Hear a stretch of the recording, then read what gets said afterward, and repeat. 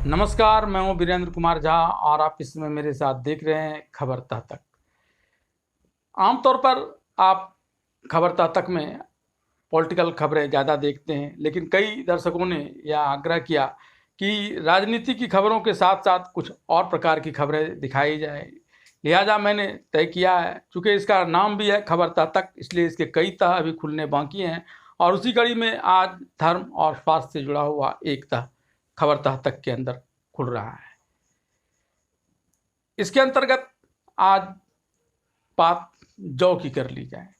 जौ के धार्मिक महत्व की बात करें तो हम में से ज़्यादातर लोग इस बात को जानते हैं कि तकरीबन हर प्रकार की पूजा में जौ का प्रयोग किया जाता है किसी न किसी रूप में, और ख़ासकर यह भगवान विष्णु को बहुत प्रिय है। और जैसा कि हमारे धर्म में बताया गया है कि भगवान विष्णु पालन करता है, जगत के पालनहार हैं, लिहाजा उन्हें अगर हम प्रसन्न कर लें तो हमारा सारा मनोरथ पूर्ण हो जाएगा। और इस रूप में जौ का बड़ा धार्मिक महत्व है और माना जाता है कि जब से मानवीय सृष्टि की रचना हुई तब से ही जौ का मनुष्य के साथ संबंध रहा है और यह इसे भोजन के रूप में और फिर दूसरे भिन्न भिन्न पदार्थों के रूप में मनुष्य इसका उपयोग करता आ रहा है। बात स्वास्थ्य की जाए तो ये जौ, जिसका अंग्रेजी नाम बार्ली है और इसे बॉटनिकल नेम होरेडियम जेरेलियम कहा जाता है, इसके कई गुण हैं। इसमें मुख्य रूप से जो पदार्थ पाए जाते हैं वे हैं फाइबर, एंटीऑक्सीडेंट और कुछ न्यूट्रिएंट्स, बीटा ग्लूकेन और कई प्रकार की चीज़ें।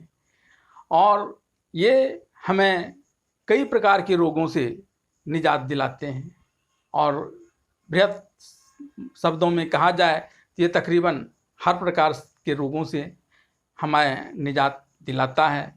आयुर्वेद में कहा गया है कि जितनी भी प्रकार की बीमारियां हैं वे अम्ल, वात और पित्त की वजह से होती है, और अम्ल, वात और पित्त ये सभी हमारे जो पाचन तंत्र हैं उसमें होते हैं, और उसमें असंतुलन होने के बाद ही किसी प्रकार की बीमारी फैलती है, और फिर एक बीमारी फैली तो उससे दूसरी, दूसरी से तीसरी और कई प्रकार की बीमारियां, और कई बार तो ये बीमारी हमारे लिए जानलेवा भी सिद्ध हो जाती है।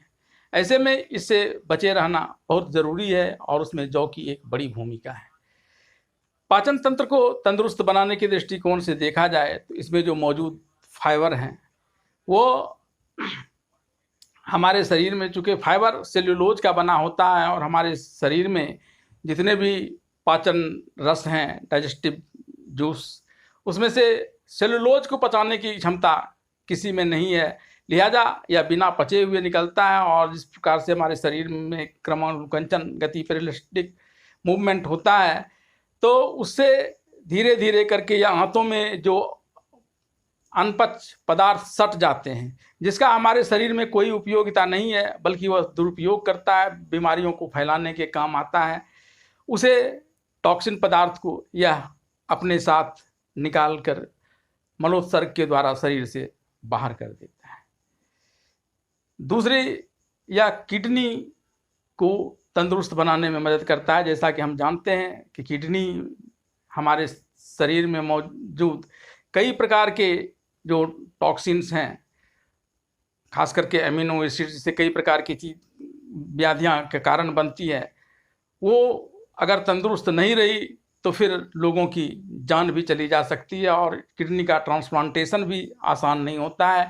ऐसे में अगर जौ की मदद शुरू से ली जाए तो वह बड़े काम की चीज़ होती है, और यह किडनी और लीवर दोनों ही को मजबूत बनाती है और इसे स्वस्थ रखती है। और इसमें जो एंटीऑक्सीडेंट होते हैं, ये जो कई जगह फ्री रेडिकल्स होते हैं, जो वेस्ट प्रोडक्ट्स किडनी के द्वारा, लीवर के द्वारा हटाए जाते हैं, आंत के द्वारा हटाए जाते हैं, वो जहाँ तहाँ रहते हैं, तो इसको वो एंटीऑक्सीडेंट हमारे शरीर से बाहर कर देता है।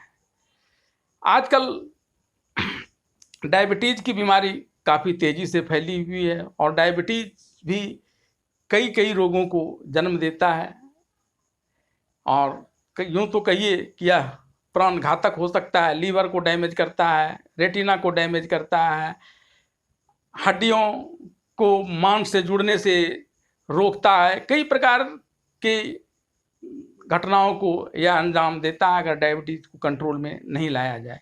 इस डायबिटीज़ के कंट्रोल में भी जौ की बड़ी भूमिका होती है। इसमें मौजूद बीटा ग्लूकेन या ग्लूकोज से मिल जाता है और उसको शर्करा में बदलने से रोकता है और फिर इस प्रकार से हमारे ब्लड में शुगर की अधिकता नहीं होने देती है और धीरे धीरे उसके पाचन में मदद करती है। और अगर ये हल्का डायबिटीज हो तो फिर उसे हमेशा हमेशा के लिए समाप्त भी कर देती है।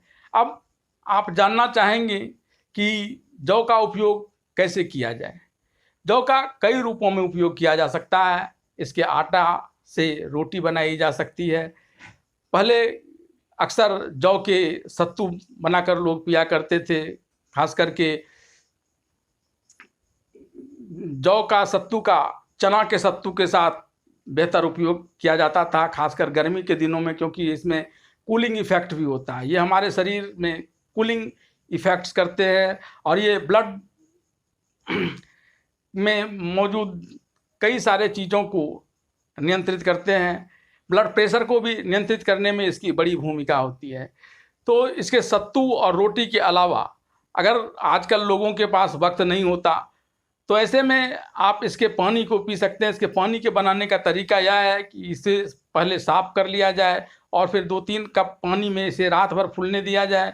फिर दूसरे दिन लगभग 20 से 25 मिनट तक इसे उबाल कर उस पानी को छान लिया जाए और फिर इस छने हुए जो छनित हैं जौ का पानी, उसमें हम अपने स्वाद के अनुसार नमक, पुदीना, धनिया पत्ती मिलाकर भी पी सकते हैं और उसमें हम गुड़ या चीनी मिलाकर भी पी सकते हैं। और इस प्रकार से यह न सिर्फ एक बेहतर पेय पदार्थ हो सकता है बल्कि यह कई बीमारियों को हमारे शरीर से मुक्त कर हमें स्वस्थ भी बनाए रखता है।